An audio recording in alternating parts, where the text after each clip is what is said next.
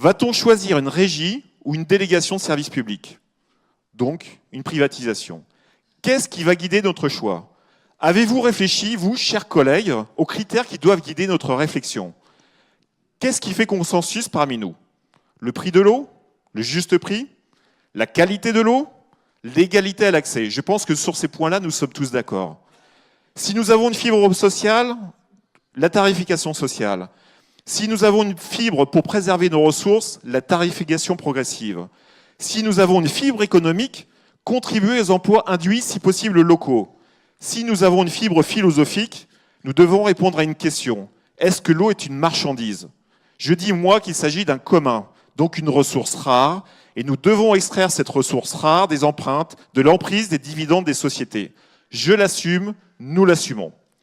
Ce que nous souhaitons, nous, en tant qu'élus, notamment lorsque nous définirons, nous mettrons en place les conseils d'administration. Nous souhaitons que des salariés participent à ce conseil d'administration, que des associations d'usagers y participent, que des associations environnementales y participent. Il faut que nous commençons ce débat par déconstruire un certain nombre de schémas mentaux. C'est quoi les schémas mentaux dont on entend parler? Une régie, c'est plus de personnel. Une régie, c'est plus compliqué à gérer. Une régie, c'est une organisation qui n'a pas accès à la technologie de pointe, comme le font les délégataires. Eux, ils savent. Eux, ce sont des gestionnaires. Cessons de nous reporter à l'épisode régie, délégation de service public, lorsque la Toulouse a basculé en 1990 sur le contrat.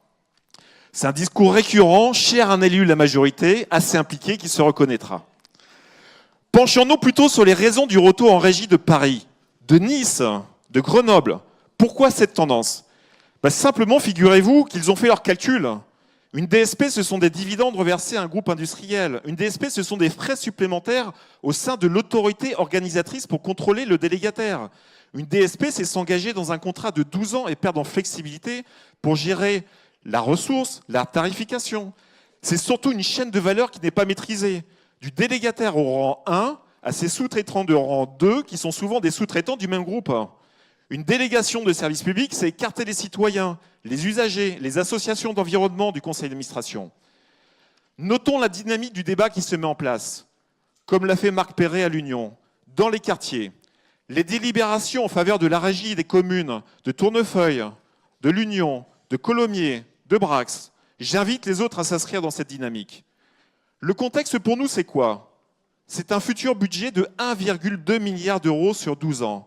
Un délégataire prenant 4% de bénéfices et 3% sur ses frais de siège. Après négociation, c'est ce qui pourrait arriver. Combien cela fait en dizaines de millions d'euros en moins pour les services, pour nos services? Des dizaines de millions d'euros. Centrons le débat, s'il vous plaît, sur le professionnalisme de la structure à mettre en place, la haute exigence du service à mettre en place, au contrat d'objectifs à définir, au partenariat à mettre en place avec les prestataires dans une phase, y compris de transition, parce que même si nous basculons en régie, nous aurons besoin de travailler aussi avec des prestataires.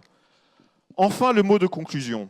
Il faut que le citoyen se retrouve au cœur de la gouvernance de la structure à mettre en place. Une délégation de service public ne le permettra pas. Il faut que la procédure soit équitable. Mener en parallèle le choix du délégataire par trois élus de la majorité, d'une façon complètement confidentielle, et l'étude pour choisir entre une régie et une délégation publique amènera le délégataire d'avoir toujours un temps d'avance, notamment en termes d'avantages concurrentiels sur la régie. Les informations sont disponibles pour les délégataires aujourd'hui qui travaillent sur cette négociation. Monsieur le Président, je demande à ce qu'un travail de réalignement des conditions de mise en place de la régie soit effectué lorsque le choix du délégataire sera effectué au bout du bout de la procédure. Par exemple, que l'organigramme qui sera proposé par le candidat délégataire soit comparé avec celui de la régie que l'on mettra en place. Il faut l'effectuer en toute transparence. Il ne faut pas remettre le couvert du sureffectif ou du manque de productivité. Enfin, Monsieur le Président, pourquoi opérer ce choix juste avant les élections de 2020, alors que seule la ville de Toulouse est concernée par la fin de ce contrat? Je vous propose d'inscrire ce choix dans le programme des élus qui se présenteront aux élections.